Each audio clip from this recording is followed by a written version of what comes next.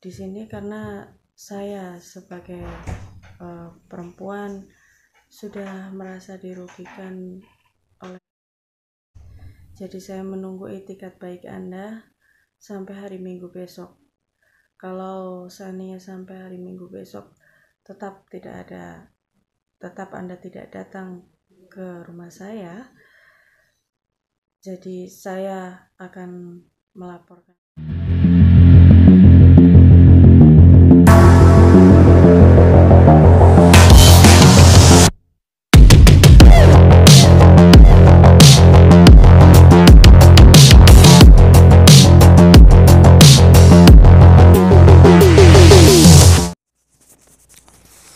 Assalamualaikum warahmatullahi wabarakatuh. Alhamdulillahirabbil alamin. Allahumma shalli ala sayyidina Muhammadinil fatihil lima ulik wal khatimi lima sabaq nasril haqqi bil haqqi wal hadi ila siratikal mustaqim wa ala alihi haqqa qadrihi wa miqdaril azim. Para sahabat-sahabatku, sekarang malam alhamdulillah ya para sahabat-sahabatku, saudara-saudaraku dimanapun berada, semoga kita dirahmati oleh Allah Subhanahu wa taala. Amin ya rabbal alamin. Ini sekarang saya buat video ini sudah jam 1 ya. Sudah jam 1-an saya baru datang. Ini tadi saya punya janji di postingan YouTube. Saya akan live ya dengan topik yang sudah saya gambarkan di postingan YouTube. Tapi saya mohon maaf, saya tadi tiba-tiba ketemu enggak sengaja ketemu Pak D, konon grebek dukun asli gitu ya. Ya memang bener. Alhamdulillah tadi ketemu ketemu paranormal yang memang formal ya, anggota Ikatan Paranormal ya Indonesia. Juga Pak D ketemuan itu karena beliau ini anggota paranormal Ikatan Normal ini mengetahui tentang kasus-kasus yang sedang mencuat viral terkait dengan oknum Gus yang duel dengan dukun santet, yang itu adalah settingan yang disebut itu asli dengan niat duniawi kepribadiannya atau kelompoknya sendiri. Tentunya sahabat sudah tahu. Ini saya baru datang, jadi saya nggak bisa live. Tadi live dengan Pak D TV Malang dan Gus paranormal itu anggap dukun ya, dukun asli. Makanya Pak D sempat menyinggung di YouTube-nya grebek dukun asli menentang grebek dukun palsu gitu loh. Jadi memang betul ya. Ini tapi saya tidak membicarakan itu, ada konten setelah ini ya. Saya ingin membahas ini dulu soal lain, yakni tentang penegasan yang wanita yang berinisial Putri. Kemarin Putri itu nama samaran ya, yang dia itu mengaku menjadi korban oknum Gus ya, oknum Gus video settingan. Jadi ini soal terkait dengan kasarnya itu tentang pelecehan ya, pelecehan seksual. Entah materinya apa berupa pelecehan itu, yang jelas ini sudah viral di YouTube ya, di medsos. Terlebih saya merasa ini butuh ya, karena memang dari awal dulu saya ingin muka fakta dan ini menjadi materi saya yang penting gitu loh. Sekali lagi bukan mencari-cari kesalahan atau ghibah. Ini ada keilmuannya ya. Yang saya maksud adalah ghibah yang malah harus. Ini bukan mencari kesalahan, tapi sudah kesalahan yang harus diungkap. Bukan mencari-cari orang tidak salah, tapi yang nyata-nyata kesalahan yang harus diungkap. Sehingga karena ini terkait dengan umat harus tahu. Begitu ya. Saya tidak membahas orang yang selalu ngotot tentang menganggap saya itu ghibah atau cari kesalahan. Itu sudah berlalu ya, sudah ketinggalan sekali. Yang sedikit-sedikit komen seperti itu, yang nyinyir kepada saya sendiri, itu mohon ngaji diulang ya, ngaji lagi yang dalam, jangan sok bijaksana gitu ya. Ini langsung saja, ini saya buat kata pengantar atau video pengantar tentang penegasan yang korban pelecehan seksual oleh oknum Gus yang kemarin saya upload di video sebelumnya ini ya. Itu kemarin ada beberapa, bahkan bukan hanya 1-2 ya, ada beberapa itu dianggap fitnah. Dianggap fitnah karena saya tahu saya yakin itu bukan sebuah fitnah. Tapi akhirnya saya ungkap. Ini secara pribadi ya, makanya cara publik nilainya masing-masing percaya tidak. Saya pribadi seperti itu. Ya anggap ini cerpen gitu loh. Cerpen. Cerpen yang mencerdaskan, tapi cerpen yang mencerdaskan. Begitu sahabat, ini ada video lagi, video susulan. Nah ini ceritanya begini. Ini bukti bahwa itu bukan fitnah dari awal. Untuk apa seorang perempuan yang nggak dikenal tiba-tiba membuat klarifikasi, bahwa menegaskan bahwa dirinya adalah, membuat konfirmasi bahwa dirinya adalah seorang korban dari pelecehan dari Gus video settingan atau dukun abal-abal, para pengobatan abal-abal itu. Apa tujuannya? Tidak mungkin. Resikonya ini besar ya, resikonya ini besar. Apa kepentingannya? Kerja yang lain kenapa gitu ya? Apalagi resiko keluarganya, resiko harga dirinya di publik kan menjadi yang bisa menjadi tebusan. Tapi karena ini memang dia itu merasa memang dirugikan, atau merasa biar publik itu tahu, biar tidak ada korban yang lain, ya ini terkait dengan publik umat, maka dia berani. Jadi jauh sekali, jangan sembarangan ngomong fitnah ya, karena sudah tidak mungkin sebegitunya kalau itu buat untuk apa gitu ya.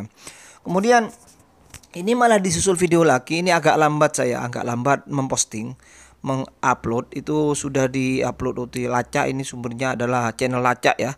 Lalu diupload oleh Bang Alan terus oleh Pak DTV Malang. Jadi saya lambat. Tapi sesuai dengan waktunya, masih minggu, batasan terkait dengan waktu ya di dalam video itu masih minggu. Jadi saya setidaknya mungkin ada yang belum tahu ya, atau setidaknya saya bisa menegaskan kemarin yang bilang konten saya ini fitnah, konten saya mencari-cari kesalahan, dibuat-buat. Setidaknya ini menegaskan bahwa tidak mungkin sampai 2 kali begini, apalagi sampai 2 kali begini dia konfirmasi menegaskan bahwa dia adalah korban. Apalagi dia membawa deadline waktu tertentu untuk sesuatu, untuk masalahnya. Ini sampai minggu, deadline-nya sampai minggu. Nah, ketika kemarin itu sang cewek wanita ini dengan inisial nama dengan nama samaran Putri itu kemarin itu ya, yang diinterview oleh salah seorang sahabat ya, itu ngaku sebagai korban. Itu sudah buat konfirmasi kemarin, klarifikasi video itu, penegasan itu memang didatangi oleh pihak oknum, tapi bukan pelakunya itu sendiri. Makanya akhirnya buat 2 kali klarifikasi. Coba kita akan bertanya-tanya, kenapa pelakunya tidak datang sendiri? Kenapa utusannya? Ini ngakunya di video ini. Ini yang saya pribadi nilai dari video yang kedua, saudari yang si Putri itu, kenapa kok ketika dia konfirmasi mengklarifikasi sebuah video bahwa dirinya adalah seorang korban dari oknum itu, kenapa dia dikunjungi dan pakai utusan, bukan pelaku sendiri? Kenapa kok bukan pelaku sendiri? Saya bertanya-tanya seperti itu. Apakah malu mukanya karena dia memang tidak bertanggung jawab? Dia salah. Dia anggap kata saya itu kata saya itu, dia itu saya anggap secara pribadi ya, oknum itu penjahat kelamin gitu ya. Apakah dia malu karena penjahat kelamin? Jangan gitu ya. Kalau Anda berbuat harus berani. Kalau berbuat harus berani mempertanggungjawabkan. Ini apa namanya ini? Ini kurang ajar ya. Kurang ajar banget ya. Nggak boleh terus-terusan kayak gitu tuh. Harus itu. Jangan sampai ada korban lagi. Nah ini membuat video susulan penegasan seperti itu. Lah karena utusannya yang datang ke sana. Untuk apa utusannya lo nggak terkait ya? Orangnya sendiri tanggung jawab yang betul. Kenapa kok utusannya? Hanya dia buat video susulan, klarifikasi konfirmatif lagi. Dia malah tambah memberi deadline hari Minggu. Berarti hari Ahad ya. Besok Sabtu dan lusa. Berarti lusa. Dan ini uniknya, ini serunya, kalau sampai tidak ke sana pelaku itu langsung, oknum itu langsung, maka yang berbuat pelecehan itu, maka dia serius akan melaporkan. Ya mungkin melaporkan ke Polda bisa jadi ya. Karena ini masalah hukum. Jadi ini sahabat-sahabatku, ini persoalan ini tidak hanya di ranah medsos, tapi ini serius ke ranah lapangan. Ke malah ranah hukum. Kalau bisa saya baca arahnya itu seperti itu dari video yang beredar ini, yang saya re-up ini gitu di channel saya ini. Tapi saya lakukan sama nama samaran, saya samarkan namanya karena saya juga ngerti bagaimana caranya ada kode etik di dalam media massa termasuk medsos ini, gitu ya. Seperti itu sahabat-sahabatku. Jadi ini tolong dikembalikan lagi, percaya tidaknya seperti itulah nyatanya ya. Ya anggap ini sekali lagi ini adalah cerpen dari saya, tapi cerpen hiburan yang mencerdaskan. Hiburan yang mencerdaskan. Makanya tidak sebut nama, ya anggap ini cerpen saja. Dan saya yakin ketika saya begini, maka netizen, sahabat-sahabatku, saudara-saudaraku sudah ngerti arahnya saya. Ya tentu arahnya adalah hiburan. Hiburan yang mencerdaskan. Nah, berikut ini videonya si putri korban pelecehan sosial atau janji-janji palsu penjahat kelamin. Apa-apa keras.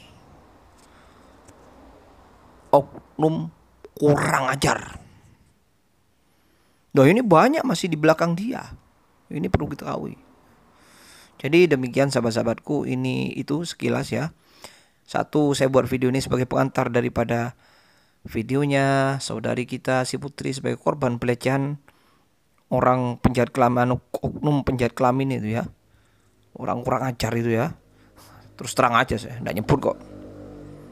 Enggak nyebut, enggak ada beban untuk pribadi. Enggak nyebut pokoknya oknum gitu.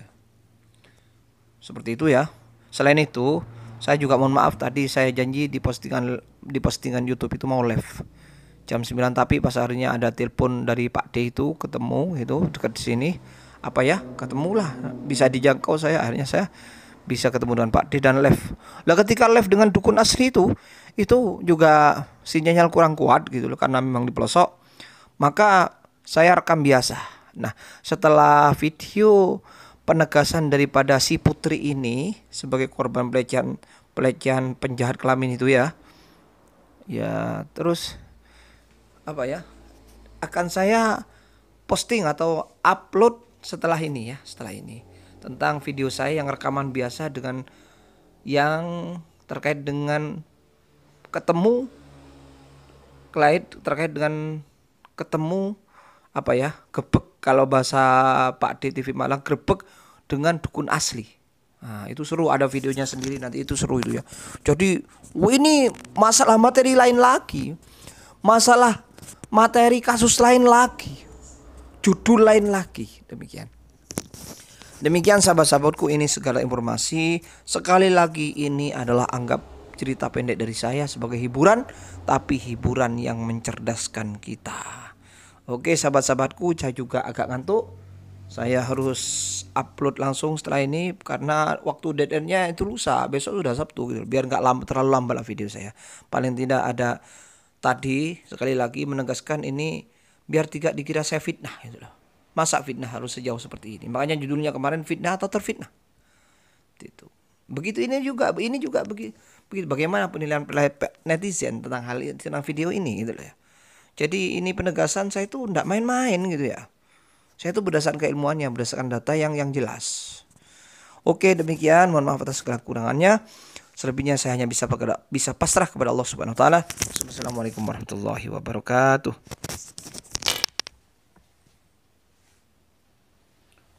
Oh iya. Sahabat-sahabatku, saya lupa sebelum saya matikan. Itu di video Mbak Putri ini saya lupa saya bahas, saya pahami. Ya begini, itu katanya dia itu selalu menyebut dirugikan. Nah ini saya tanya-tanya ya, dirugikan itu gimana gitu ya? Dirugikan gimana kok sampai sejauh gitu ya? Saya nggak pikir oknumnya ini kok sampai sejauh gitu ya. Parahnya itu sikapnya, perilakunya kok kurang ajarnya banget. Sampai dirugikan kayak apa Mbak Putri ini ya? Mbak Putri itu nama samarannya. Sekali lagi kita bertanya, sampai dirugikan saja apa Mbak Putri ini kok sampai konfirmasinya sampai 2 kali buat video di publik seperti itu. Hanya untuk minta pertanggungjawaban oknum itu. Jadi kerugiannya tuh, aduh, apakah ada yang luka ya? Namanya kerugian atau mungkin sampai sampai gini. Nah, itu bahaya itu. Waduh, parah ya, parah. Ini bukan urusan main-main ya. Oke demikian. Tak ulang lagi, salam terakhirnya, salam penutupnya. Assalamualaikum warahmatullahi wabarakatuh. Di sini saya Putri, saya sebagai korban dari pemilik pondok pesantren Nah, yang ada di Malang. Saya mau klarifikasi karena sampai detik ini tidak ada itikat baik dari beliau untuk datang ke rumah saya. Sampai sekarang WA saya pun juga masih diblokir. Karena memang kemarin sempat ada salah satu dari pihak keluarga yang datang ke rumah saya, tapi bukan sendiri yang datang ke rumah saya untuk menyelesaikan masalah ini. Di sini karena saya sebagai perempuan sudah merasa dirugikan oleh Gus. Jadi saya menunggu itikat baik Anda sampai hari Minggu besok. Kalau seandainya sampai hari Minggu besok tetap Anda tidak datang ke rumah saya, jadi saya akan melaporkan